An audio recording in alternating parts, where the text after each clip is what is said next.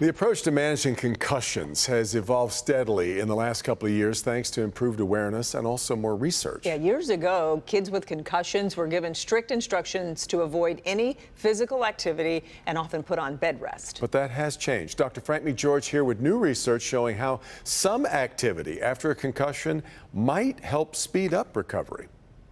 I'm really glad the science of concussions is getting more attention. Repeated injury to the brain, particularly in younger people, can lead to long-term consequences, memory and learning issues, emotional and mental health concerns, but most seriously, something called second impact syndrome, where a second concussion during a time when the brain is still vulnerable leads to swelling and death. And that is the trick to early return to activity, doing it safely.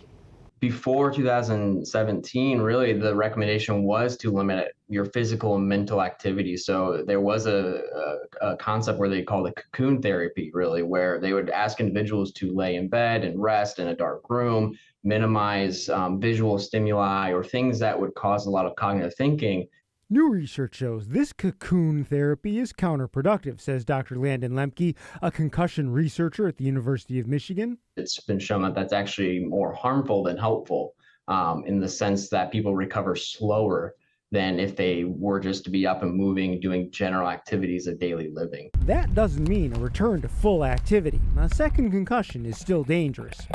We're trying to minimize, let the brain heal in a optimal manner. We don't want to expose it to any further hits because we know that those can actually increase the symptoms or delay the healing process. But his latest research in collegiate athletes suggests under supervision, activity can be advanced quickly to light exercise.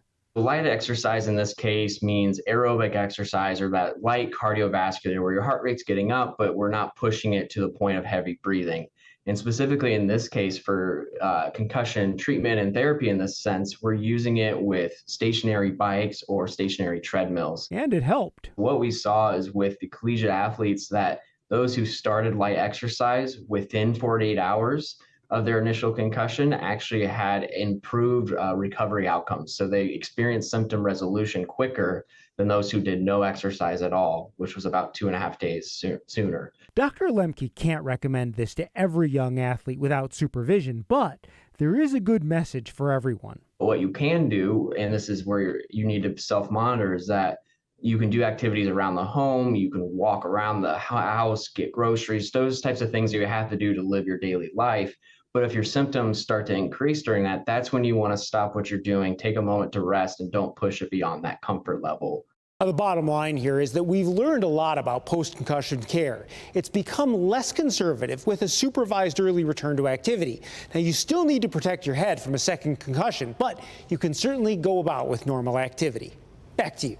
All right, Doc. Researchers say the message for athletes is that delaying or not at all reporting concussion symptoms is directly tied to a longer recovery, as well as other potential risks. Lemke urges all healthcare providers to stay current on the latest ways to assess and manage concussions because they do continue to evolve.